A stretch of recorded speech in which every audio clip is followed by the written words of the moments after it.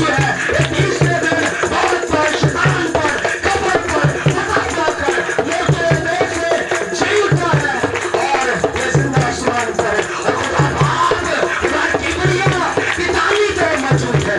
Hallelujah. ये जोरदार तालियां बजाएंगे और ऊंची सारी बजाएंगे।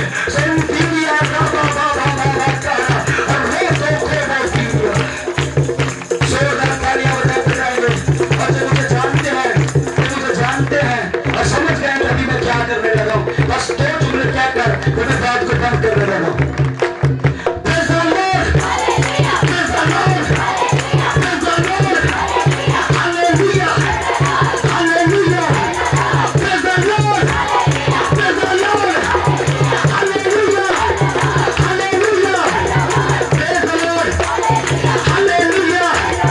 मेरा यीशु, मेरा यीशु, मेरा यीशु, बादशाह मेरा, बादशाह तेरा, मुर्जी मेरा, मुर्जी तेरा, पालनहारा, मुक्तिदाता, जिंदा है, जिंदा है।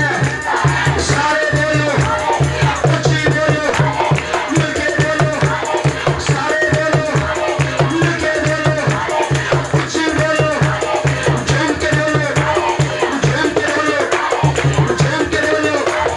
Praise the Lord! Praise the Lord! Hallelujah! आइए उसी के लिए जोरदार तालियां बजाइए। कब्र में से जी उठे हमें यीशु के लिए जोरदार तालियां, बुलंद आवाज में तालियां और जोरदार तालियां बजाते हुए बुलंद आवाज में बोलेंगे हालेलुया! हालेलुया! जोरदार तालियां बजाते जाएंगे।